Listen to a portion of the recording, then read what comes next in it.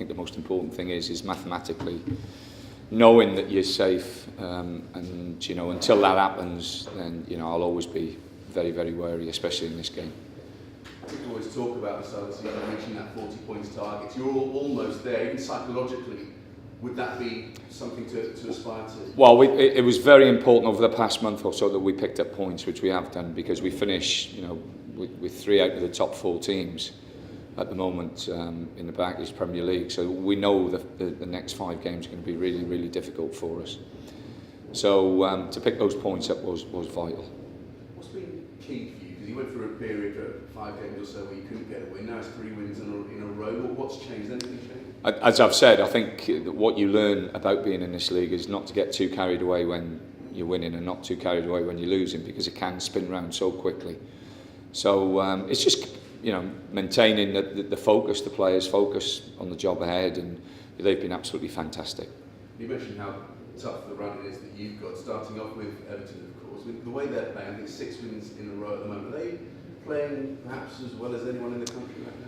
Well, I think obviously Roberto's done a fantastic job there.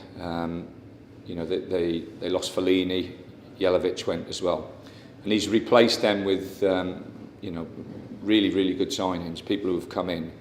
I'm not sure how many, what was it, 4 or 5 players he's brought in, and really strengthened what was a very good squad under David Moyes anyway.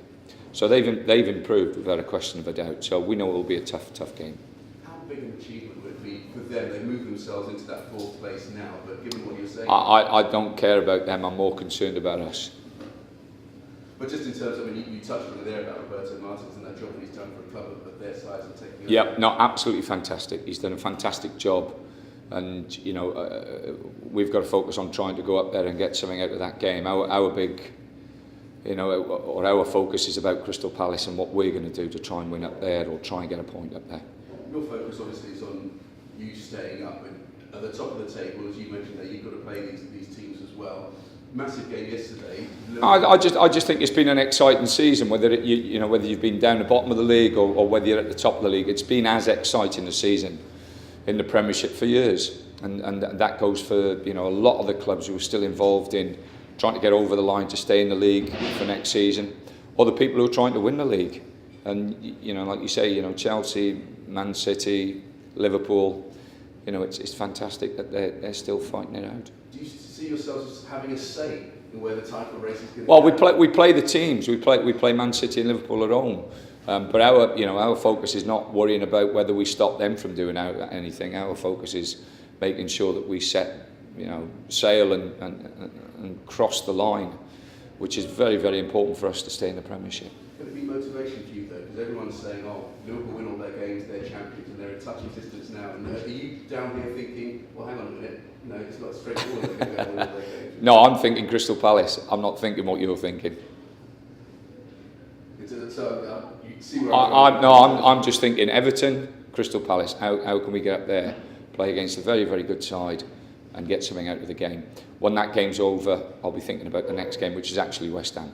If I can just tell you, because I know we'll be asking all the managers today after what happened yesterday, can you give us an idea of where you think it might be going in terms of this title race? I don't care, as long as we stay in the league. You know, you know, like I say, I'm you know, it's fantastic for the supporters of all the clubs who are involved in you know, the battle at the top, and it's fantastic for everybody else. But as I've said before, the greatest thing about this country, in respect to football, is that whether you're in the 3rd division, the old 4th division, whether you no disrespect to the Berries, the Rochdales, those teams down there, you'll get 2,500-3,000 supporters who absolutely idolise that football club, and their only concern is that football club. And you come to Palace, the only concern that the supporters have at this football club is getting over that line and achieving something that nobody dreamt we could do. Any fitness concerns that a couple of guys think? Yeah, KG is struggling a little bit. He's having a scan today, so we won't know until later on this afternoon whether he's going to be fit enough to travel. Balassi came off again. He's another one we'll have to monitor this morning, and then we'll see what he's like. But you know, the players in the squad and the players around the team have been very, very good, and if they're given their opportunity, then I have no problems in playing them, knowing that they will give everything, like the lads who have been playing over the last few weeks. Just asking very quickly, I know you mentioned the press conference last week about Jason Punch, and he can start before we consistently. Something to see that now. Please don't. Yeah, Punch has been, you know, very good, and you know, like I said, it's been lovely to see him scoring the goals because we've been short of goals.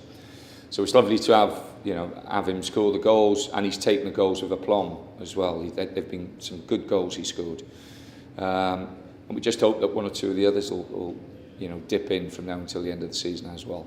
Just quickly, Speroni, any movement in terms of contracts? Well, you know, people talk about Julian. There's 5 or 6 players at this football club whose contracts are up at the end of the season, and that they won't be decided until we actually know where we are, and then we'll sit down and talk to them. And that's been the case. You know, the club has said that since Christmas, and I think it's only fair on everybody that, you know, we deal with them in the same way.